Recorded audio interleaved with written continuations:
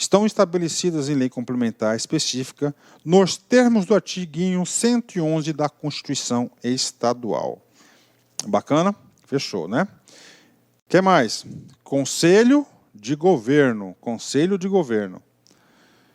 Compete ao Conselho de Governo, nos termos do artigo 73 da Constituição Estadual, das disposições de sua lei regulamentadora, pronunciar-se sobre questões relevantes suscitadas pelo governador do Estado, incluindo a estabilidade das instituições e problemas emergentes de grave complexidade e implicações sociais. Sem muitos comentários, artigo 20. Tá. Agora é o seguinte. Aqui terminamos o artigo 19, nós terminamos o quê? A seção da Governadoria do Estado, que é o primeiro bloco de entidades que compõem a administração pública direta. O segundo bloco que compõe a administração pública direta são das secretarias de Estado. Então, agora nós vamos falar das secretarias de Estado, né? Vamos comigo aqui, artigo 20. As secretarias de Estado são órgãos auxiliares, olha só, órgãos auxiliares, isso nós lemos lá no artigo 2º, do governador a ele, direta e imediatamente subordinados, palavra importantíssima, tá? Com as atribuições definidas nessa lei complementar. A Secretaria do Estado são órgãos subordinados, então, ó, você tem estrutura aqui, né, hierárquica, né, ó. Certo? Aí tem várias secretarias. No caso 15, esse carinha aqui, ele é o quê? Ó, subordinado do GOV, né? Chamado GAB-GOV. Tá? Tem várias expressões, né? Ah, o GAB-GOV ligou, né? Pô, o GAB-GOV ligou, significa que o cara ligou lá do gabinete do governador, chefe do Poder Executivo máximo, né? Tá querendo falar contigo. Opa.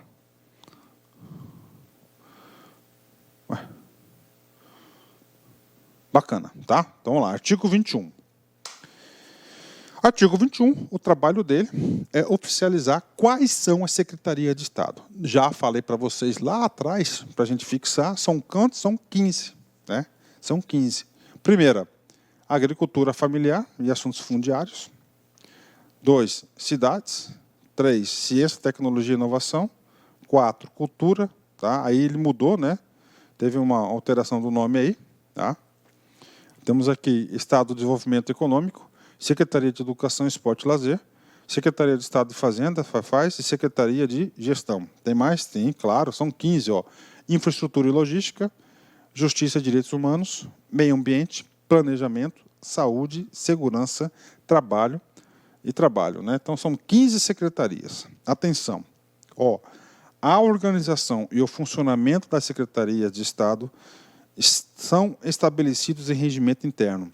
Aquele negócio que eu mostrei para vocês era a formulação de um regimento interno. No regimento interno, a gente tem uma estrutura de formalização da estrutura organizacional e depois o regimento interno que vai definir competências e atribuições dos órgãos, entidades, dos agentes públicos, ok? Bacana. E eu tive a oportunidade de fazer do meio ambiente e eu fiz também da Secretaria de Saúde. Né? Tive esse prazer, a honra de fazer esse trabalho. Vamos lá? E agora, professor? Então, o artigo 20 instituiu o quê? As 15 secretarias. E agora, prof? Agora, nós vamos fazer o seguinte. Cada secretaria vai ter suas competências. Vai ter as suas competências, né? Dever de casa, mesma coisa. Agora, vocês têm que pegar, dar uma lida na lei, ver quais são as competências da Secretaria de Cidade, Ciência, Inovação, Cultura, todas elas. Tá? Todas elas. Como disse, né? Eu acho assim, pouco provável, por exemplo, que ele pegue o artigo 25, Secretaria de Estado de Cultura, lá na competência, quinta competência, ele cobra essa competência 15, né? Você tem que vincular que aquela 15 ali deve mexer com cultura. É o quê? Competência do artigo 25. Você tem que fazer essa vinculação. Então, vai lá, uma lida para vocês, né? Educação e assim por diante. Okay? Compete, são as competências, né? Secretaria de Fazenda tem também, só que hoje, né, nós temos o inciso, a competência, inciso número 14, tá? 14, que é aplicar os critérios de proporcionalidade e de paridade entre as 3 categorias específicas da Cefaz nas nomeações dos órgãos comissionados e funções de confiança nas áreas da Receita Pública, do Tesouro Estadual e os órgãos de atendimento ao contribuinte de acordo com os seguintes critérios. Este sujeito aqui, tá certo? Ele foi promulgado, mas ele está suspenso, tá? Tem uma suspensa eficácia. A sua eficácia está suspensa, ou seja, não está valendo. Com efeitos ex-tunc, né? Professor, o que é esse ex-tunc? Ex-tunc é a mesma coisa daquele tal de ex-nunc. A gente vai explicar esse cara aí, tá? Por que está suspenso? Né? Devido, né, à proposição de uma ADI. Que é a ADI? Ação direta de inconstitucionalidade. Que essa ação ainda não foi julgada o seu mérito da ADI. Então, está suspenso a aplicação desse cara aí. Tá? Então, esse aqui, o 14 aqui está suspenso. Professor, o que é esse tal de ex-tunc, né? Isso aqui é importante, né? Então, nós temos 2 efeitos de acordo com a decisão, né? Nós temos efeitos ex-tunc e ex-nunc, né? O que é o tal do ex-tunc, ó? Os efeitos são retroativos, então eles voltam, né? Tomou a decisão, cancela tudo lá na volta, lá na origem, né? São retroativos à época da origem dos fatos a ele relacionados. E o ex-nunc? Os efeitos não retroagem. Tomou a decisão hoje. É de hoje, daqui para frente, não retroage. Então, ex-tunc, volta. Ex-nunc, para frente, né? Valendo somente para a data da decisão. Professor, isso aqui não está no estatuto, isso aqui é um reforcinho pedagógico. Por quê, professor? Porque vocês não vão esquecer nunca mais o tal do ex-tunc, ex-nunc. Eu vivia confundindo os dois, cara. Eu sabia que era o trabalho, eu confundia ex-tunc, ex-nunc. Então, tem uma dica para vocês aqui, né? Olha só. Ex-tunc. Você sabe que o tunc é feito retroage, né? Então, bate na testa. Comigo? Bateu na testa. Bateu na testa, a cabeça vai para trás. Se a cabeça vai para trás, ele vai retroagir, ó. Com isso, a cabeça vai para trás, então retroage. E o ex-nunc, ó, ex-nunc, ó, T de testa, N de nuca, nuca, né? Bateu na nuca, cabeça vai para frente. Então, daqui para frente, né? Então, aqui, ó, criancinha aqui, né? Na testa vai para trás, né? E o nunc, ó, daqui para trás, não retroage, tá? Só para divertir um pouquinho na aula. Bacana? Fechou? Continuando. Na Cefaz, nós temos alguns parágrafos, né? Então, qual foi a estratégia do professor? Veja que a gente fica lendo todas as competências dos órgãos, a gente ia demorar horas e horas e a probabilidade disso cair é muito pequena. Então, eu pedi para vocês lá dar uma visão geral. E nós estamos pegando apenas aqueles parágrafos, alguns órgãos, os órgãos que têm parágrafos vinculados às suas competências, porque esses parágrafos aí são potenciais questões de prova. Então, parágrafo único do artigo 28 da competência da Cefaz. O que esse cara fala? Preste atenção. Na Secretaria de Estado de Fazenda, com exceção do cargo de secretário de Estado de Fazenda, olha só, falou exceção, cara. Olha que pergunta top, né? Exceção. Falou exceção, cara. Como grosseiro, não só nessa matéria, em qualquer matéria tem que ficar com 220 ligado. Da Fazenda, os cargos e funções de confiança devem ser ocupados preferencialmente por servidores das 3 categorias específicas da Cefaz, a fim de proporcionar oportunidades de desenvolvimento profissional a todos os servidores fazendários, né? Então, olha aí. Então, ele diz o seguinte, que os cargos em comissão, exceto o de secretário, tem que ser ocupado por gente de 3 carreiras específicas, né? Por exemplo, lá, salvo engano, né, faz algum tempo que eu não estou a par desse assunto, mas na época tinha fiscal, tinha o ATE, auditor fiscal, tinha 2 ATE, e lá tinha o outro lá que era o agente fazendário, né? Por exemplo, eu era gestor. Se eu era gestor, então, preferencialmente, não seria escolhido, né? Seriam esses caras aqui. Gestor não faz parte da carreira da Cefaz. Mas, o que eu tenho que dizer? Esse, preferencialmente, não está obrigando o cara a nomear. Tá? Então, para mim, na minha opinião, isso aí é só para inglês ver. É preferencialmente. Na administração, para valer, você tem que colocar exclusivamente, sem trocar essa palavra por exclusivamente, aí sim esse cara teria, sim, efeito na prática. Pode ter certeza, mas por isso que eu até coloquei aqui em negrito para a galera, caixa alto, negrito aqui, para vocês entenderem, ok? Mas a intenção é boa, né? A intenção é boa. 2. A gerência do Conselho de Contribuintes, unidade administrativa integrante do nível de execução programática, programática está lá na atividade fim, bem como a gerência de controle de reexame de processos, unidade administrativa integrante do nível de execução programática também, passam a ser vinculados diretamente ao gabinete do secretário de Estado de Fazenda, sem qualquer vínculo ou subordinação às secretarias adjuntas, né?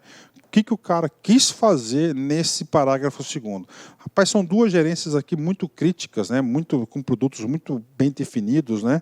Melindrosas, né? A unidade administrativa integrante, ó, conselho de contribuintes, né? Que vai definir tributos, reexame de processos, né? Ou seja, para tirar influências da estrutura, tirou esse cara e colocou ele lá no estratégico, a gerência lá no estratégico, tá certo? A gerência lá no estratégico, sob subordinação do gabinete do secretário de Estado, para dar autonomia. Isso daqui deve ser a intenção. Demais secretarias, não tem parágrafos nessas secretarias, temos que ler, ó, então as competências aqui das secretarias, bacana. Aí nós temos aqui o artigo 35 da Segurança Pública. Aí nós temos uma coisa importante, olha só. Onde que ficam as polícias, professores? As polícias ficam no artigo 35, parágrafo único. Vamos ler. Compõe a estrutura organizacional da Secretaria de Estado de Segurança Pública os seguintes órgãos. Desconcentrados.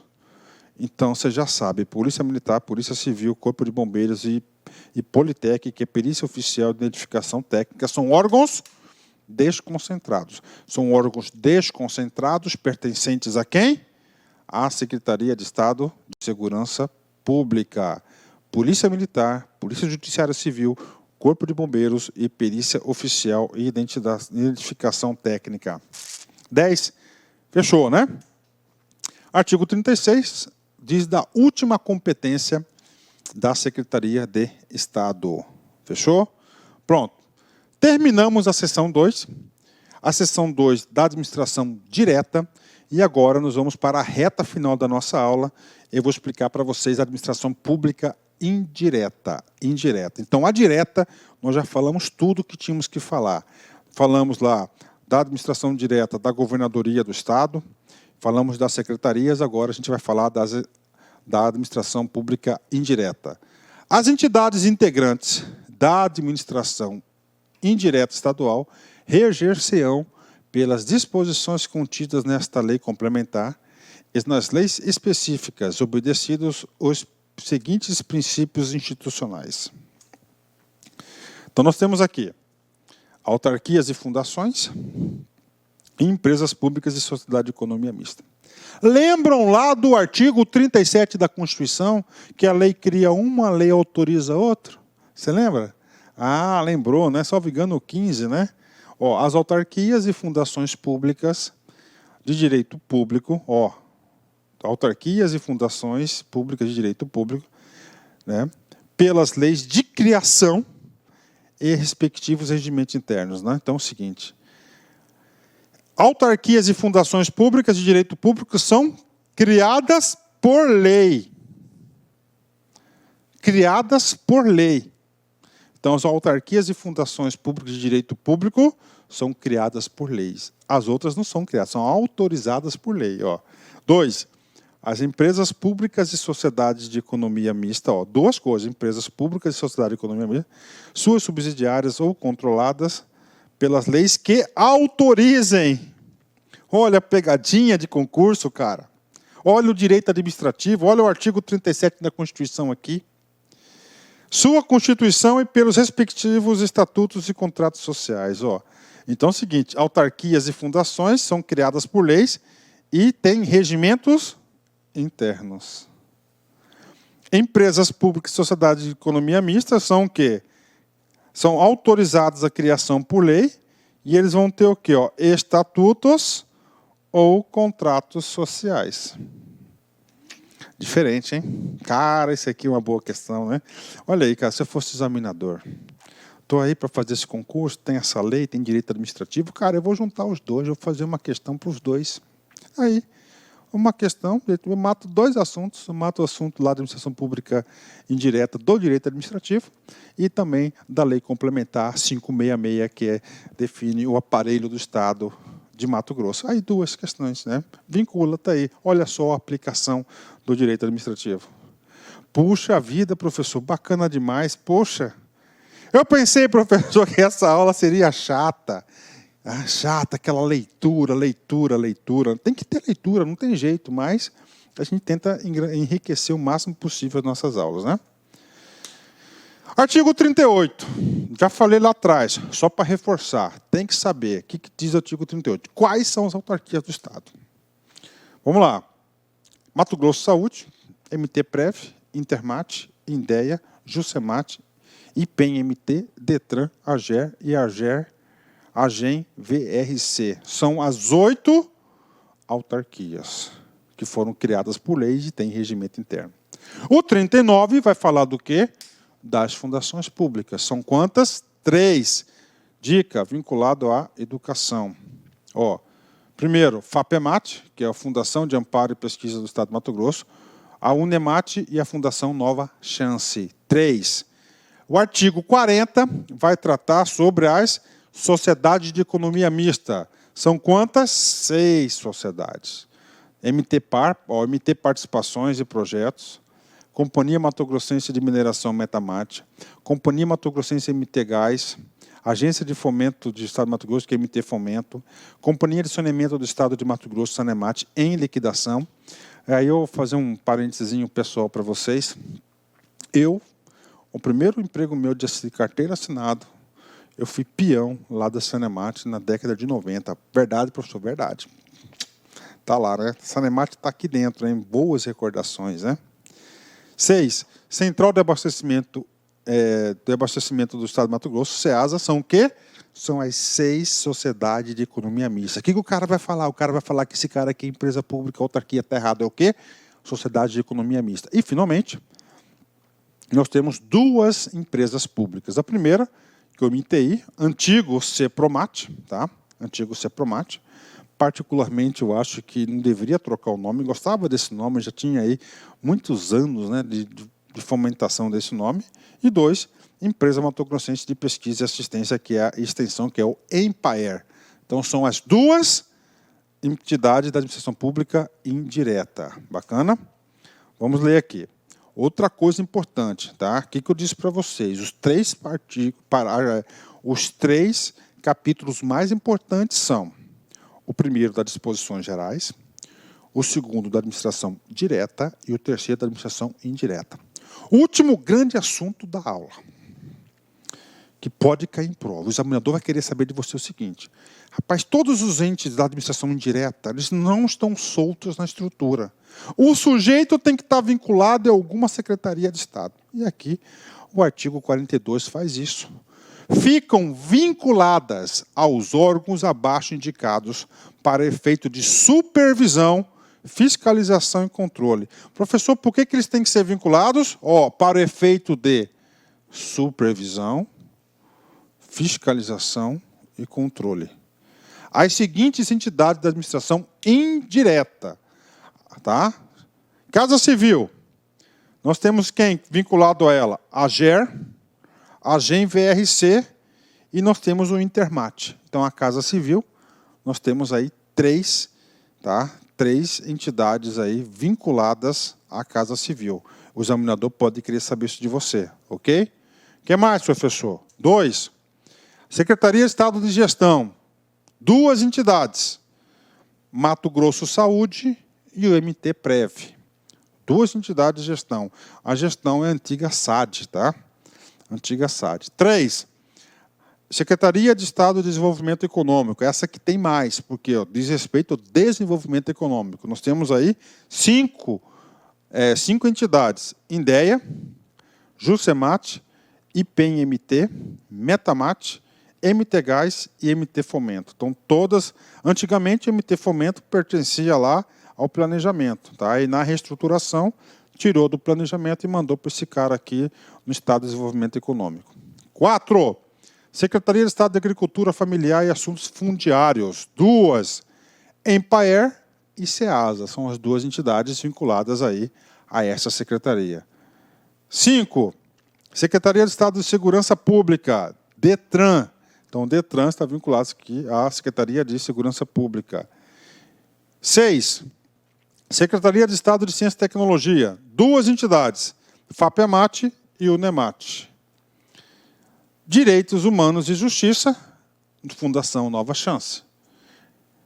Secretaria de Estado de Cidades, nós temos a SANEMAT, que está em extinção. E, finalmente, na Secretaria de Planejamento, nós temos aí duas entidades. O MTI, que é o antigo CEPROMAT, que está vinculado ao planejamento, e a participação, MT Participações e Projetos, MTPAR, que estão vinculadas aí a esse cara aí, que é a Secretaria de Planejamento. Então, tem que saber essa entidade. Isso é tudo potencial questão de prova. Tá? E aí, professor? Reta final da aula. Tá? O grosso já foi tudo. Tá? O grosso já foi tudo. Então, aqui que eu vou falando para vocês. Disposições preliminares, muito importante. 2, administração direta e administração indireta. Agora, nós vamos falar de cargos. Que cargos, né? Então, capítulo 4. Da extinção e criação dos cargos em comissão e funções de confiança do Estado. Para fazer essa máquina mandar, nós temos que ter liderança. Nós temos que ter gente para mandar os outros fazer, controlar e ir lá. Eu estou usando liderança porque eu sou da área de administração. Tem que ter o chefe. O chefe, o poder de mando, o estar-chefe. E esses caras têm que ocupar um cara chamado de cargo. Cargo de direção, cargo de comissão ou funções de confiança do Estado. Tá certo? Então, cada secretaria, cada órgão daquele, cada entidade, cada órgão que eu falei, todos os órgãos aqui para você da administração pública estadual necessitam desse cargo. O que acontece? Essa lei, que foi a lei da reforma administrativa do Estado, tá? Ela vem reorganizar os cargos, extinguiu alguns cargos, criaram outros, fundiu, enfim, fez um monte. Mas é isso aí. Então é o seguinte, esse capítulo aqui, ele vem trazer isso aqui que ele vem fazer. Ele vem reorganizar os cargos. Isso aqui dificilmente vai cair em concurso, né? A probabilidade disso aqui cair é muito pequena. Mas eu só estou passando porque eu gosto de explicar a lei toda. Artigo 43. No âmbito dos órgãos competentes da administração direta do Estado, ficam mantidos os cargos em comissão das entidades estabelecidas no anexo 2 dessa lei. Ficam extintos, olha só, então, anexo 2 da lei. Qual é o anexo 2? Esse aqui. Então, hoje, o Estado de Mato Grosso aqui pode ser alterado, claro que ele vai ser alterado, sempre altera. Temos 2.768 cargos. Detalhe, o DGA1 são os cargos destinados aos de secretário de Estado, tá certo? DGA1, secretário de Estado. Então, 24 DGA1 são aqueles caras que estão diretamente vinculados ao governador, né? Então, voltando aqui, né? Olha só. Voltando aqui. Rapaz, eu estou fazendo aqui, ó. Eu estou indo para frente. Voltei. Então, é o seguinte. Então, o que ele fala? Ele mantém o anexo 2, que são aquela lista de cargos, e no parágrafo primeiro ele fica aqui, ó, ficam extintos os cargos em comissão da administração pública direta do Estado, não constante do anexo 2 dessa lei. Ou seja, os cargos que não estão nessa listão estão extintos. Isso que diz o parágrafo primeiro, ok?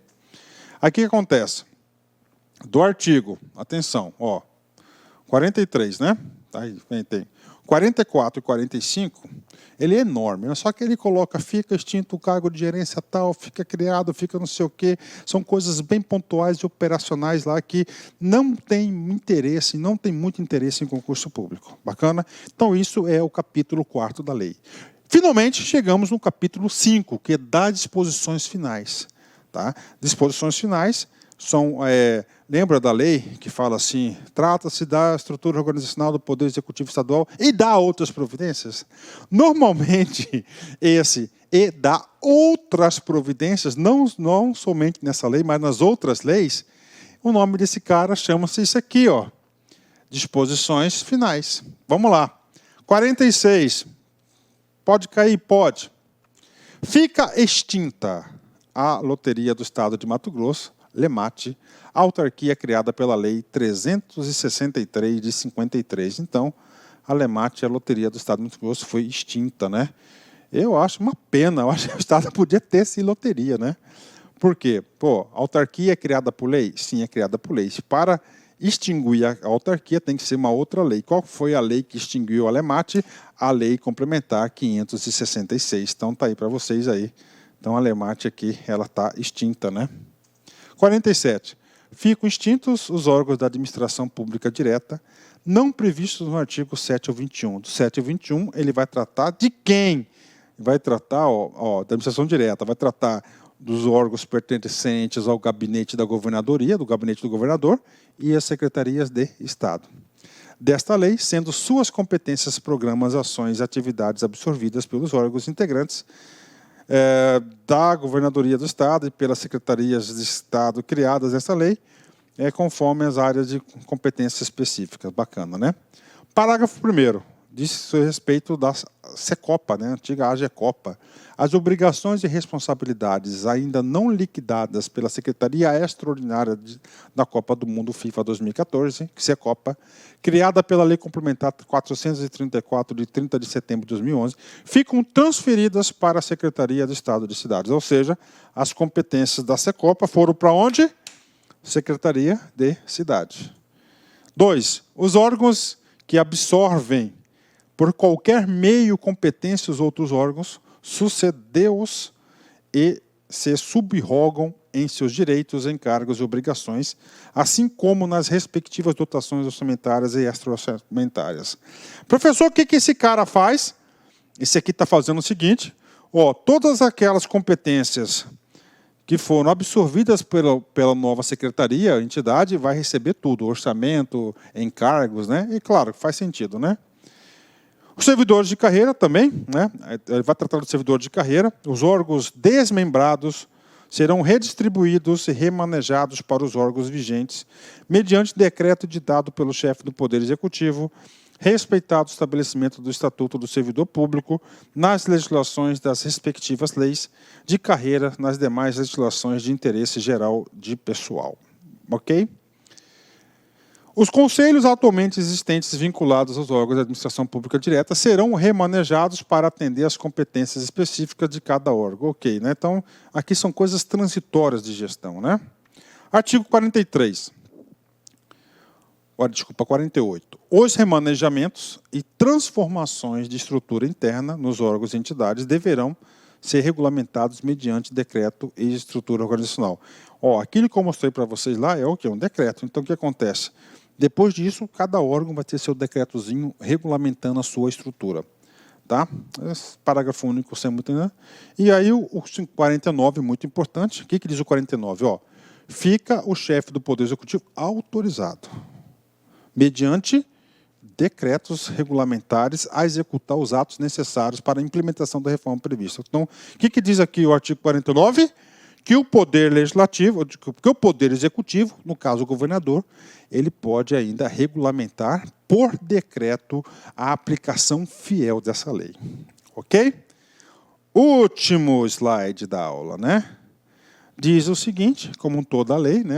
Esta lei complementar entra em vigor na data da sua publicação e o artigo 51 ficam revogados. Tá certo? Ficam revogadas todas essas leis aqui, né, cara? Olha o tamanho de lei, cara, né? Muita coisa, né? Olha aí, muita coisa, né? Olha aí, lei complementar, o artigo, né? Então, a gente fica revogando tudo isso aqui. Na verdade, essa lei aqui, eu acho ela muito importante, que ela deu uma organizada geral aí no aparelho do Estado de Mato Grosso. Bacana, galera? E aí, gostaram dessa aula? Então, avalie essa aula. O professor preparou essa aula com muito prazer, muita satisfação. Tentei transcorrer essa aula, assunto a maneira mais fácil, mais tranquila, mais saudável possível. E para encerrar essa grande aula, Clarice Lispector, né? Até cortar os próprios defeitos pode ser perigoso. Olha só, né? Ninguém é perfeito, né? Eu quero cortar seus próprios defeitos. A gente pensa, poxa, o defeito é uma coisa ruim, né? Nunca se sabe qual é o defeito que sustenta nosso edifício inteiro, né? Às vezes nós temos um defeito que sustenta toda a nossa casa, né? Então tem que tomar cuidado. Se cortando esse defeito, a casa desmorona, né? Puxa, olha, só pessoas iluminadas conseguem escrever essas coisas. Forte abraço, fique com Deus, até a próxima, se Deus quiser. Tchau, tchau. Clique like.